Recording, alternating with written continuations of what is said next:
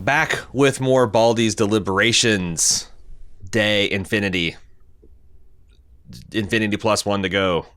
We're talking high risk, high reward. Jim, what's this category about? Are we? Refresh my memory. I thought Biggest Surprise was next, but let's do this one. Wait, Biggest Surprise is?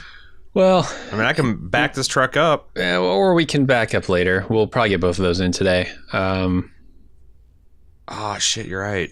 All right, let's do high risk, high reward. What is this category? This one is all about things they probably shouldn't have made that they did make that turned out okay, I think. That's the idea. Or maybe or maybe went the other way. I think there's also there's stuff in here I don't that think you win. Yeah, some people would think maybe, oh, that's high risk, high reward, but we didn't think so. Yeah. But it's in there so we can talk about it. But yeah. And there's also an element of nobody was asking for this. In fact it's such a good thing that was there already that you're really risking besmirching the whole project and the goodwill you had before. So exactly. Maybe we can take turns pitching each other. You go first with Foundation. What's the risk reward structure here? Oh boy. Foundation is a pretty beloved series of sci-fi books. So you got that bar to clear. You've got a lot of people who have a lot of expectations for this thing. And the risk here is it's a very hard story to tell visually, and especially in this serialized prestige TV format, right? Usually those types of shows have stronger character hooks, stronger emotional hooks, and the Foundation story really has none of that. So how do you bring a story that doesn't have compelling human drama to the screen? And how do you do it in a show that has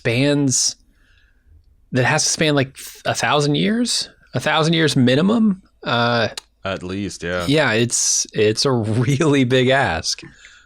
And, it's kind of the holy grail of untold television stories too, untold sci-fi stories. You can really, if you hit that bar, if you clear it, everybody's going to give you a standing ovation, I think. So there's your reward.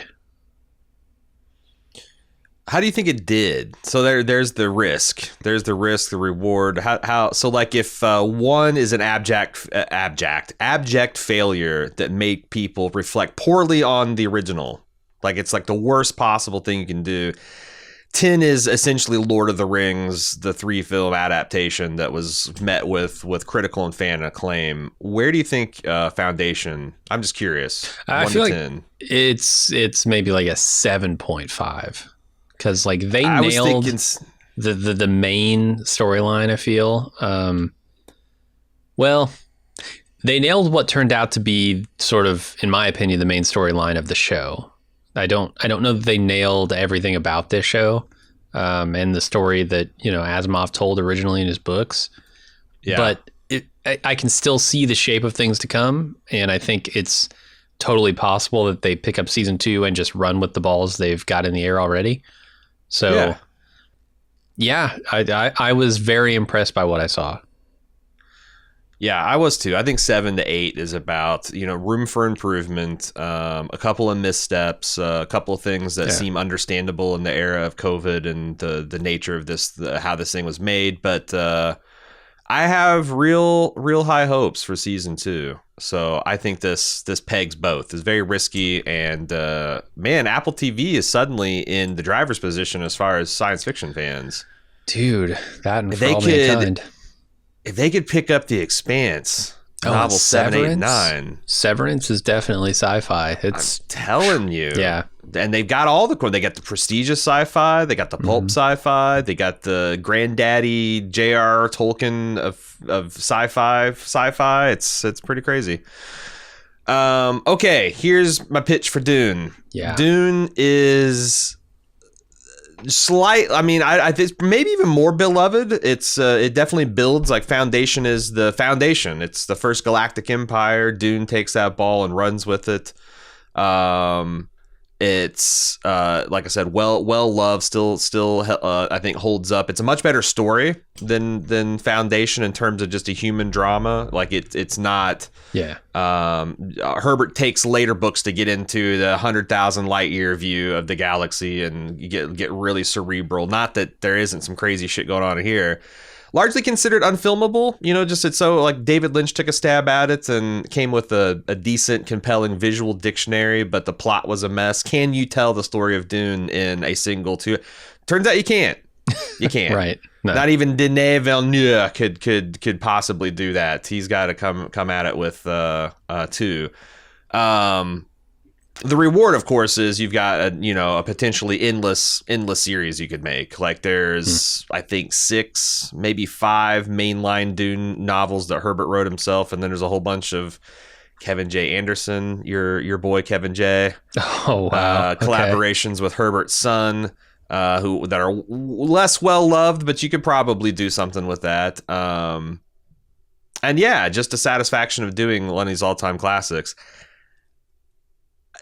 I think, again, if I'm rating the 1 as an abject failure, 10 is a masterpiece, this is in the 8 category because maybe it's just incomplete. Yeah. I think that having freshly read the Dune books, that the second is going to be really, really fucking amazing. Because this is kind of tackling the slow part of Dune, but who knows? The fact is they didn't even build into a decent climax. It just kind of ends. The movie just kind of ends in the middle of things where the next movie is going to pick up, and we'll see how that goes. So, if I had to rank Foundation or Dune, I'd probably put Dune above Foundation. I think so. It had fewer missteps. I'm surprised you only put it at an 8, honestly. I know I'm just giving room for you because like I think this is it's not a 10 because it is like I need to see the second, because the second part is a mess. Then this is like this is double or nothing, risk or reward for 2023, because like if the second volume sucks, it's going to make the first volume retroactively worse. It'll be pointless to watch the first volume, right? Like, oh yeah. I feel like that's not necessarily true with something like The Matrix. Like I can watch the original Matrix and go, hell yeah, that was awesome. Because that's a complete story. Right. It had a fully completed arc with that main character, and I can just imagine he flies off and kicks the computer's asses. But Dune definitely is like a 2-part. You need both of those halves to make any sense of it. So for sure. Okay, so that brings us to Cowboy Bebop, which is an interesting nightmare. This is like if Dune didn't get its second part. Yeah. I really like Cowboy Bebop, but my God, this is just a failure. The fact that you're only going to get the first half of the story, I kind of wish it was worse. With where we left things with Ed, I felt like that this had only downwards to go. But I really like that core Faye, Jet, Spike. I guess I'll throw Ein in there dynamic that they got going. I thoroughly enjoyed watching Cowboy Bebop. Yeah, I was a little more on the fence about this project. It's definitely high risk because like. Everybody I've ever talked to loves Cowboy Bebop. Like, even if you're not a huge anime fan like me, let me parse that. I'm not a huge anime fan. I like Cowboy Bebop. And why? Why do this? Was anybody actually like, hey, we definitely absolutely need to get a Cowboy Bebop live action show? I don't think so. Maybe in like deep corners of the internet with anime circles that I don't run in, people were like, yeah, that'd be cool. It's one of my favorite animes. But I didn't hear of it. And so this has huge risk, right? Like take this beloved thing, make a pointless remake that's live action. And the idea of turning this into a live action is kind of insane in the first place, because this show, I don't think, lends itself well to live action. It's got some crazy characters. The action that you do have in that anime is so like fluid and sort of like strange moving. To try and recreate that in live action is going to be very hard. I felt like they got 80% of the way there, but ultimately, yeah, I mean, it's a failure just in the fact that they're not going to make any more of it, and it's not a complete story. You mentioned that people weren't clamoring. I mean, I've definitely heard, like when The Matrix came out, there was a big push to like, oh man, we can make anime movies, and you know who would make a really fucking good Spike? One Keanu Reeves. But it wasn't ever like a roar. It wasn't ever like a demand. And what's weird is it feels like Netflix didn't have any confidence in this because they like canceled this 2 weeks after it came out. Right. It's like it came out, it landed like a dead cat. But there was definitely people defending it, and like I said, I was making my way through it, enjoying it. It a lot of people watched it. I don't know what fucking metric. Because I've almost never seen Netflix do something like this before. I don't know what metric that they were closely watching that's just like, you know what? Panic button, burnt.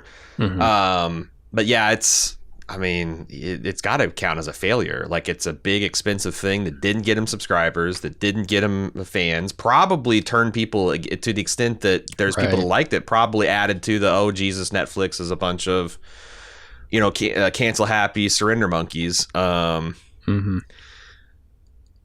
I don't think that this gets over the foundation just because it's a failure, number one, and number two, it just wasn't. It didn't have that kind of like, you know, pedigree. I feel like we both kind of tag team Cowboy Bebop. Why don't you talk about A Quiet Place Part 2? What is it doing on this list? This truly feels like a movie that did not need to be made. Like A Quiet Place 1, or just A Quiet Place is, in my opinion, a very good movie. And it is self-contained, and that story is told, and John Krasinski can be happy that he made a movie that everybody liked, and then he came back and he tried to do it again. I would argue that he succeeded in doing it again, but why? Why would he need to do this? It feels like a movie that did not need to be made, but I'm happy that it got made because I enjoyed it. Especially since it's exactly the same movie. And I think that if I was John Krasinski, I would worry like, you know, I really impressed people with this first thing I wrote and directed. And I might like want to pick a project like really, you know, for my sophomore effort, I really want something strong. People are probably going to give me something strong because I'm John Krasinski and I've just done this thing. This was risky. Like if this was slightly less than it was, I think there'd be a big backlash. I think there'd have been a big backlash. But he kind of nailed it. That same unique blend of like this tension that he gets going in 3 or 4 separate scenarios that all comes to a climax at the same time. Yeah, is just extremely stressful to watch, which doesn't sound like fun, but you know it is, and that kind of. You know, it's a good horror film. Not like a James Wan psychological, just like this is scary as shit. This is like a fine-tuned situation with the characters, the enemy, and the environment to make it just terrifying. Yeah. So, good job, John K. I gotta move this over Cowboy Bebop, right? Because totally, yeah. Yeah. What about? I guess Candyman. This is another one where it's like, this is a pointless remake, right? The other Candyman was this cult classic, a sleeper, well loved by genre fans. And now we're going to make a darker, edgier version of the same thing. Yeah.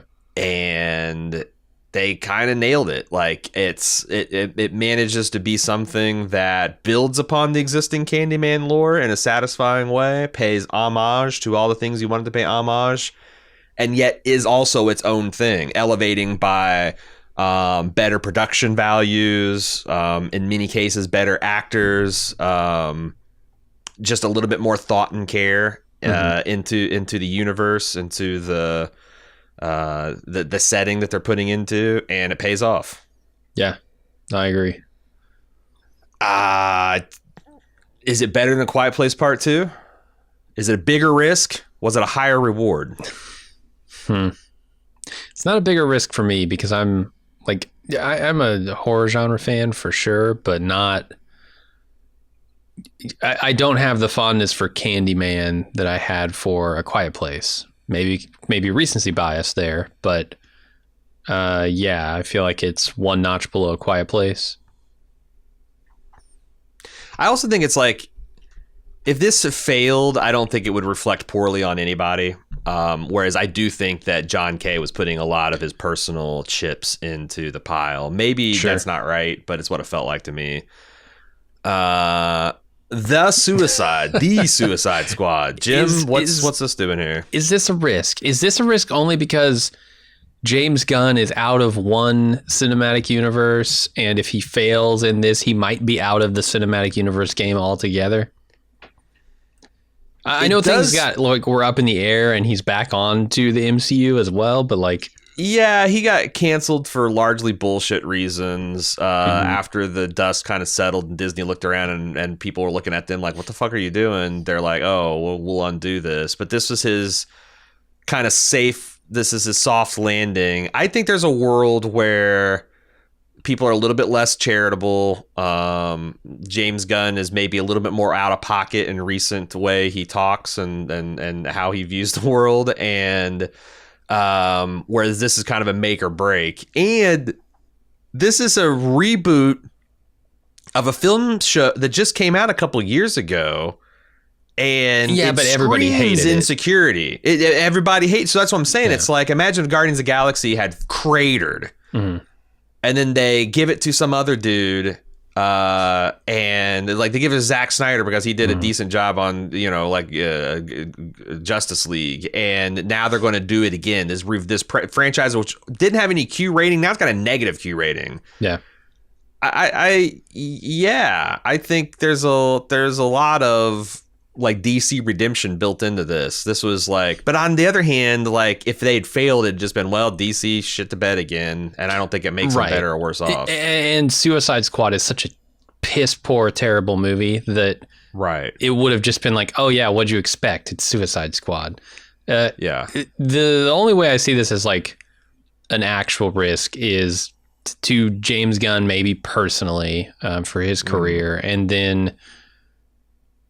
Yeah, because that's the thing. Like, then DC would just go back to, well, we're the Batman and Joker cinematic universe. Because that's anything that doesn't directly besmirch Superman, Wonder Woman, and Batman is not that big a deal. Like, they besmirched Wonder Woman last year too, didn't they? Yeah, they besmirched the fuck out of their main characters. Yeah. Yeah, was that last year or the year before? That was the year before. 1982 was 2020, maybe 2021. No, it was 2020. Right? I think it came out at the very end of 2020. Yeah, it had to. I think it was a big disappointment. Yeah, so I don't see this as like a huge risk. I see this as like a minor risk to the single person who made it, not like, oh, this could crush the DCU altogether if it's not good. Do you think... I kind of think it goes between Quiet Place and Candyman. Quiet Place and Candyman. If really? James Gunn was still in disgrace when this movie was come out, then it would be above, I think, A Quiet Place. But since his reputation had kind of been shored up and secure, he was going to go back and do the third Guardians no matter what. Sure. And then everybody will probably be happy with that. So his career is not even really on the line. Yeah. Exactly. I feel you. But boy, I feel like Cowboy Bebop needs to go up then, because I feel like it's... We might get there. I will say this, that like it was a ballsy decision to sign James Gunn when DC did it. They were kind of leaning into the edgy fanboys a little bit, I think, but it paid off for them. Yeah. Mini Saints in Newark. Who was asking for a Tony Soprano prequel to The Sopranos? It's so weird because like I feel like that... who wrote this? David Chase, right? David Chase really wanted to direct this movie, and that's the whole reason it was made. And then they took it from him because of reasons, and then he soured on the project. It's kind of amazing that this doesn't besmirch Sopranos, but Sopranos is so good and has been so beloved and has had 2 decades to bake into her consciousness. I don't know that that's possible. Yeah, but this was just a failure. This is a failure. It's what Sopranos is it's hard hitting, it's smart, and it's funny. Mm-hmm. And this was none of those things. This was just kind of a paint by numbers, 1970s decline of the mob. You know, it felt like nothing original.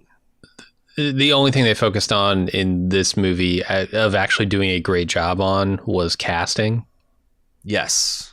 And then they said, well, we've got the cast, the rest will kind of fall into place. I'm with you. We got it right at this time. Like, you know, another 5 years, we can't, you know, probably even 3 years, we can't do this. It's like James Gandolfini's son cannot play, you know, a high school age Tony Soprano. And they just kind of did it thinking that like with this much pedigree or this much talent, it's just not, it's going to be, but I don't know. I feel like the other thing is like David Simon didn't feel like he had anything to say. Like it's weird that this was his passion project that he wanted to direct. I don't know.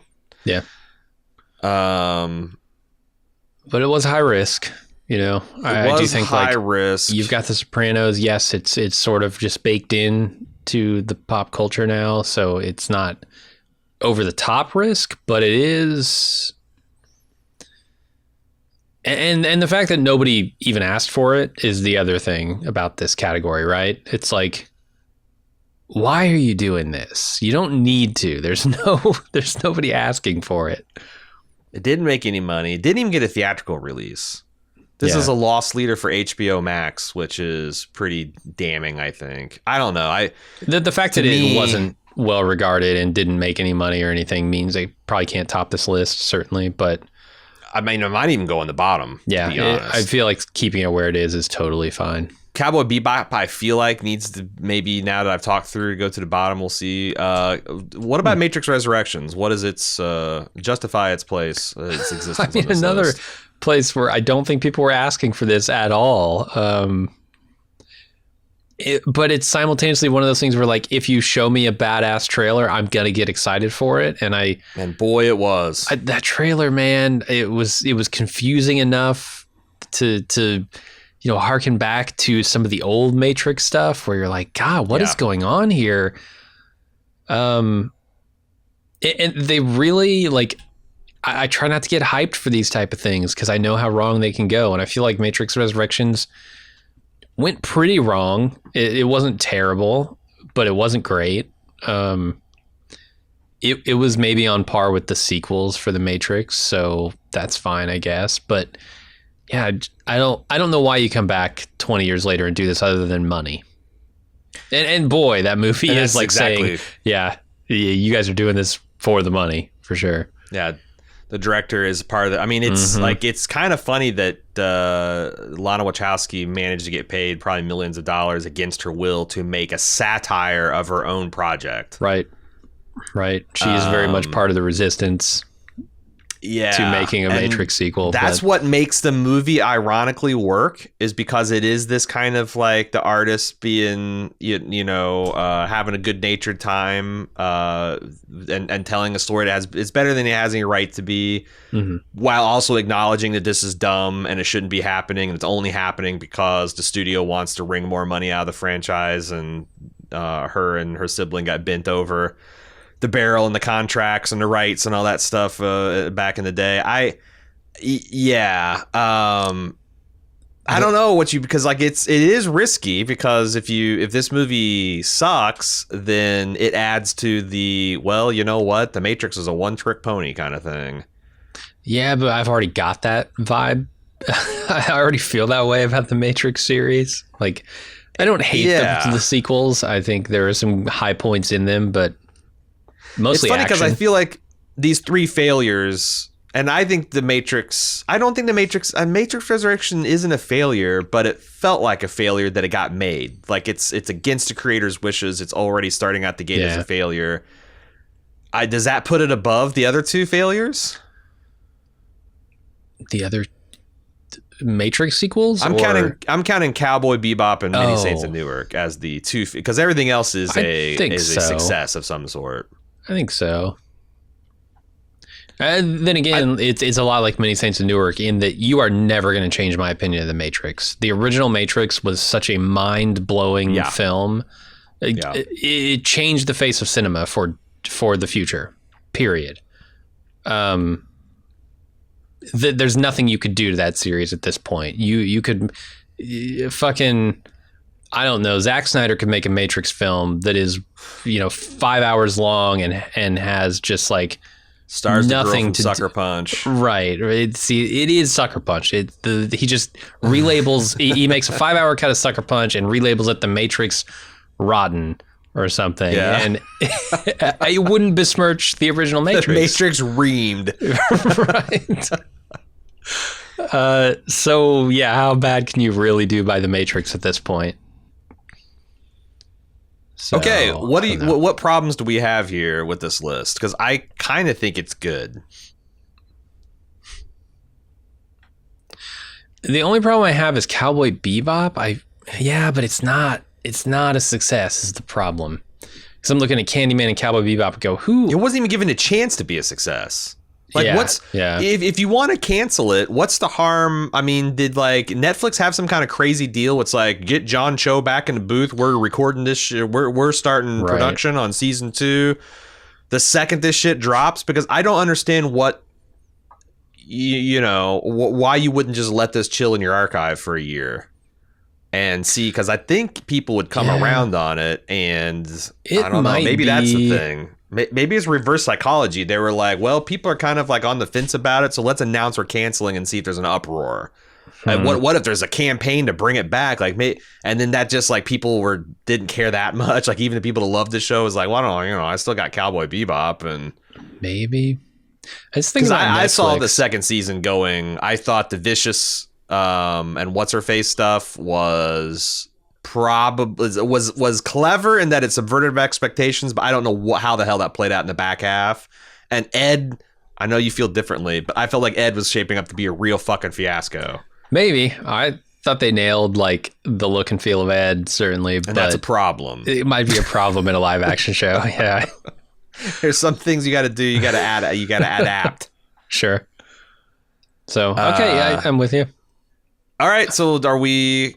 Because that's the thing, is like Cowboy Bebop, like, I don't think it's bad. I think it's good, actually. But the failure of it is hard to get up into the top 5, Whereas I like the top 5 we got now. Coming at it from the other angle, here's the only other thing that's bothering me is Suicide Squad. Because Suicide Squad, for the franchise, I get it for James Gunn, maybe personally, but for the franchise, it's not a risk, right? Suicide Squad was such a piece of shit. I think that's why it is risky. It's like if Ford had the Pinto, so? Like to make and another, then they took the Pinto off. They're like, oh my god, this thing just caught on fire. It was flimsy. It killed. It's unreliable. Let's get it off the market. And then 2 years later, they come out with the Pinto Turbo. Like, no, I don't want to get in a Pinto Turbo. No, I just like, I guess I haven't been looking at risk in those terms. Risk to me says like, this is something beloved that everybody is going to be pissed off if you mess up. Whereas Warner Brothers is committing, whenever they do a DC film like this, they're mentally committing $20 to $40 million to promote the goddamn thing. Oh, easily. And something that was coming out in a COVID era where it's probably not going to get a theatrical run. Yeah. I think that's super risky. Yeah. Yeah. Okay. I'm with you. Then I like this list. Not bad. That top 5 is good. Dune's at top, and any. Okay, let's roll on the biggest surprise. Okay. Okay. First up, WandaVision. What's the surprise? I feel like it was a pretty audacious thing to do in the first place. Especially when you look at the trailers, right? It's like, what is this thing? It's another one of those. Because boy, they had like a bunch of just sitcom looking stuff happening, and there was really no plot that we could see. You're just like, okay, I don't really know what this is. And it was the first Marvel TV show made by Disney or Marvel themselves. So I don't know. There was a lot of just like question of like, I don't get it. I don't understand what this is going to be. And then I don't think it was super successful.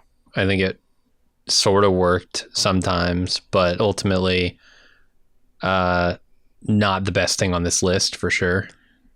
No, that's the thing. It's like I was looking for like a real David Lynch head twister, and it was that in the beginning, and then it aggressively ran towards Avengers home base, and to me, it made it extremely less interesting. So like, it's the opposite of surprise. It is kind of a mediocre Marvel project with occasional flashes of brilliance, and that's kind of what I thought the the cinematic television thing would be.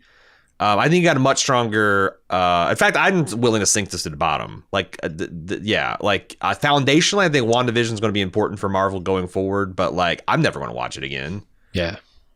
That early stuff was too cringy to be genuinely entertaining, except for like the magic show. I really enjoyed that, and not like standalone, just like, oh, this is kind of like as an art form. Like, it's just all this tweener stuff. I want to sink it to the bottom. What do you think? All right, sure. Bam. Squid Game.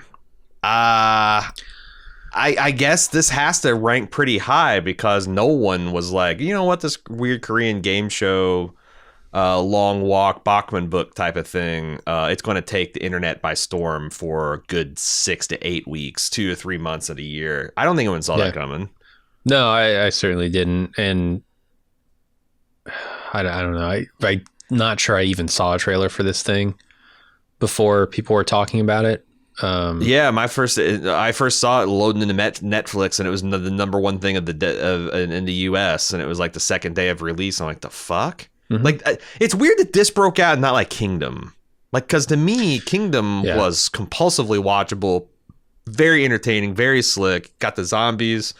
Yeah, that might be it. It might just be that it's a zombie thing, because this has a pretty strong hook. I think, like, hey, what if Saw ran a game show, essentially, is a pretty strong hook.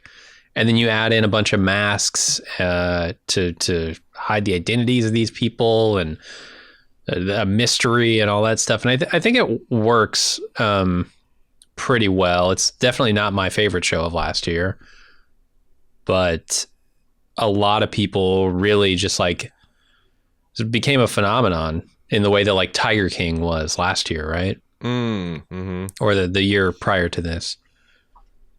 So it's at the top. Big surprise. You can't take it any higher. So like, I guess we'll see what dethrones it. Moving on to Loki. I think Loki is a big surprise because it's another one where like I was pretty excited for it. It's the one when I was looking ahead at the Marvel TV schedule. It's the one that I had kind of circled. Like, okay, I like Tom Hiddleston. Mm-hmm. I like Owen Wilson.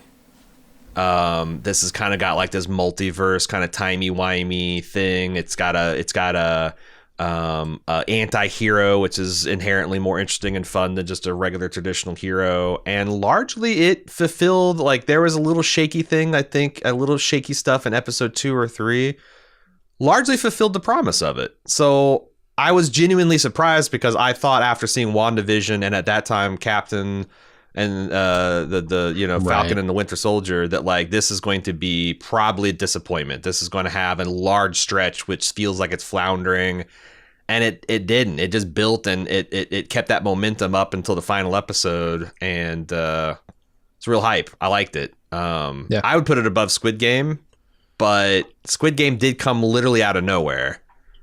It did. But is it more of a surprise if it has like a preamble in the form of WandaVision and Falcon and the Winter Soldier that aren't very good, and then it turns out to be good?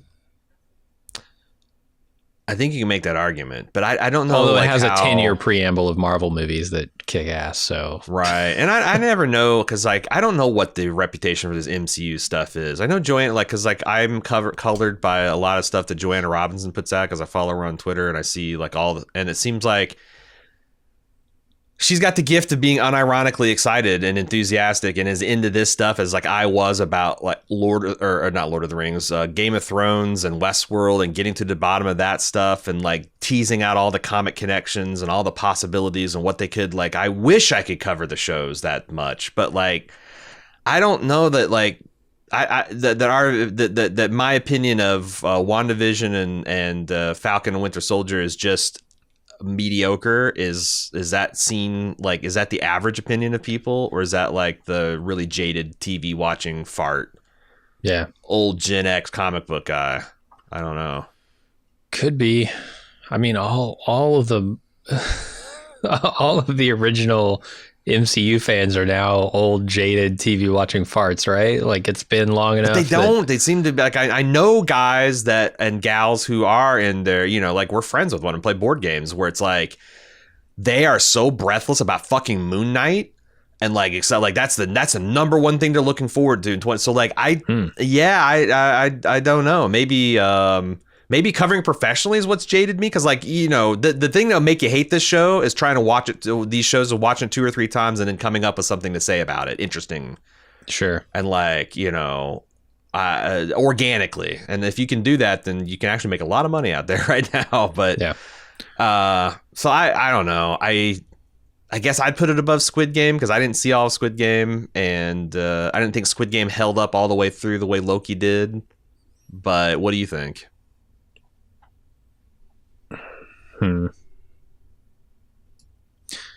Yeah, let's put it up there and see how it goes. All right. What about Mortal Kombat? My argument for it being a big surprise is the old Mortal Kombats were not great. They were terrible. Oh, yeah. They're kind of schlocky.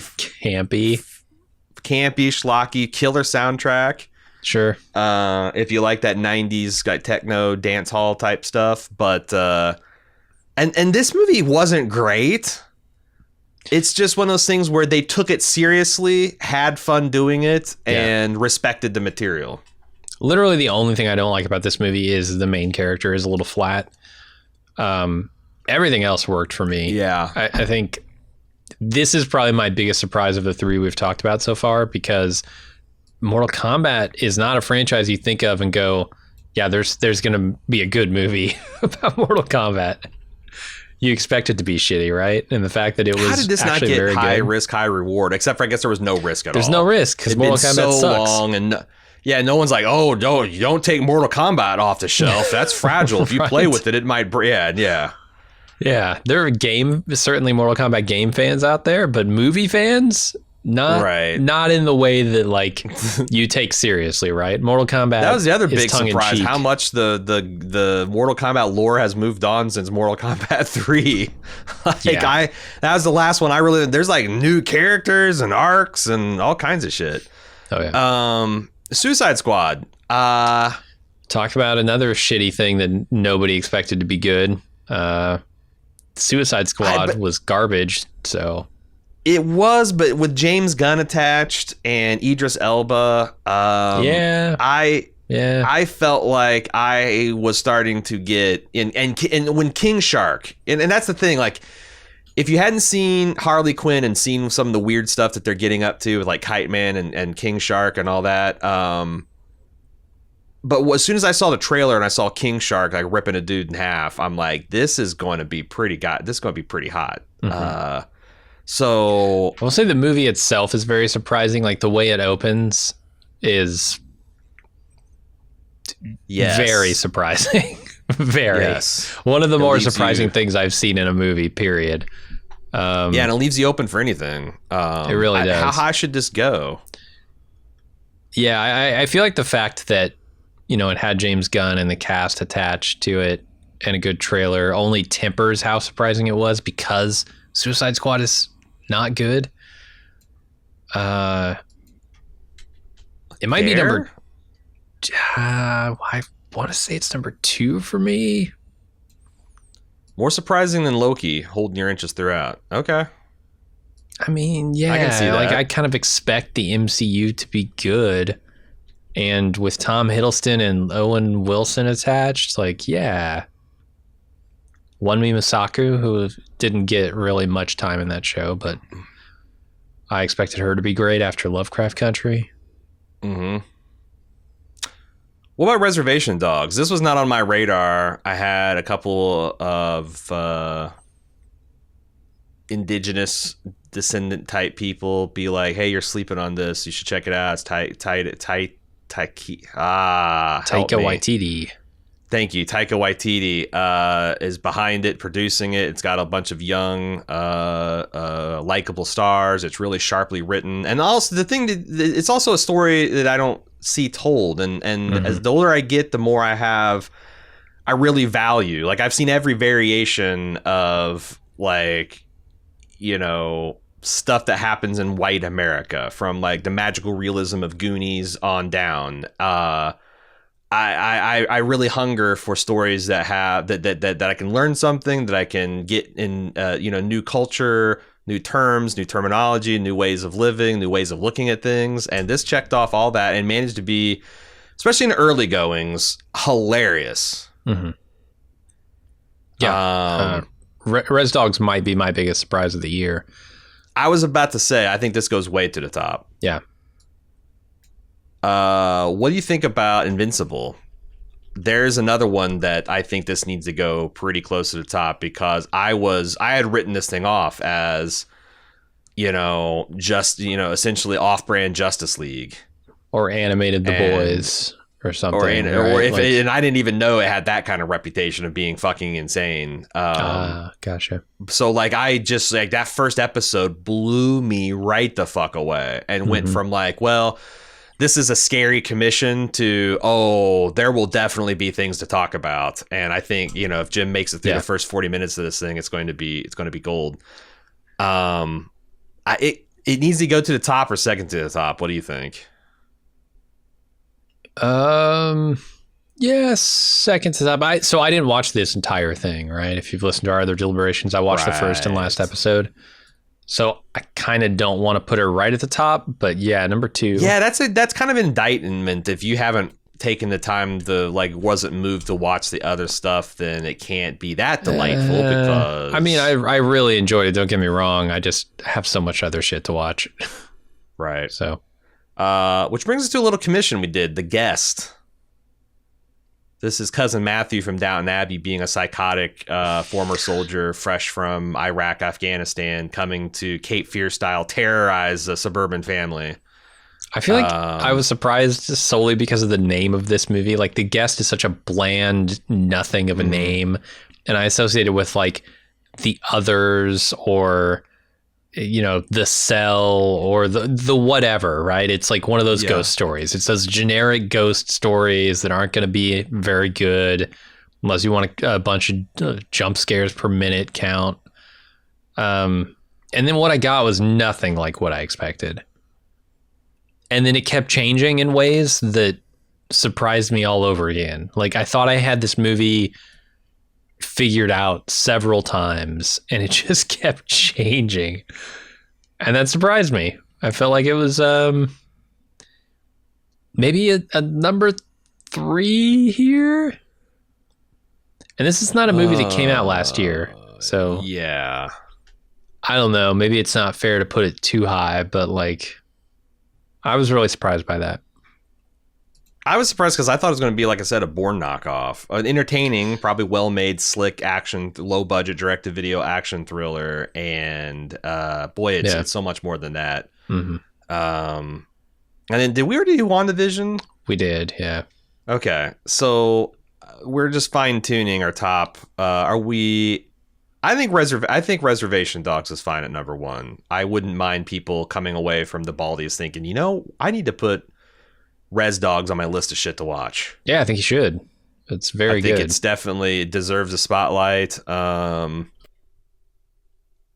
I think I'm fine with the top 5, honestly. I think maybe a Suicide Squad's getting worked over a little bit here, but also by the time I sat down to watch the movie, I knew I was going to like it. I just didn't know how much I was going to like it. So, between the trailer, between the James Gunn pedigree, between the acting talent attached, I was kind of in. So I could see it going 5 higher if you want.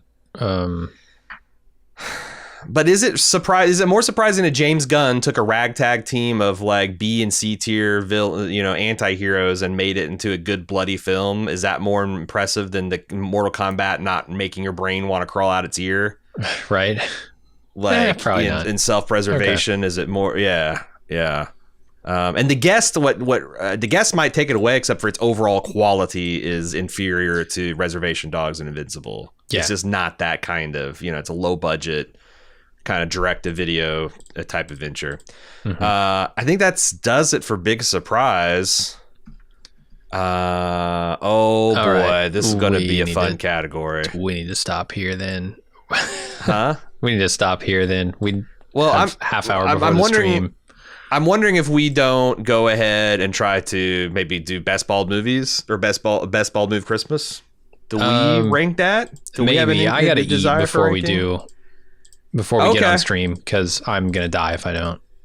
Okay, well let's do that then. Let's just stop here and we'll come back we got biggest bald move badasses of the year, best bald move Christmas, and watch parties. I think that's the last categories that we have to on one more day of deliberations, hopefully. Yeah. All right, guys. We'll see you back for then.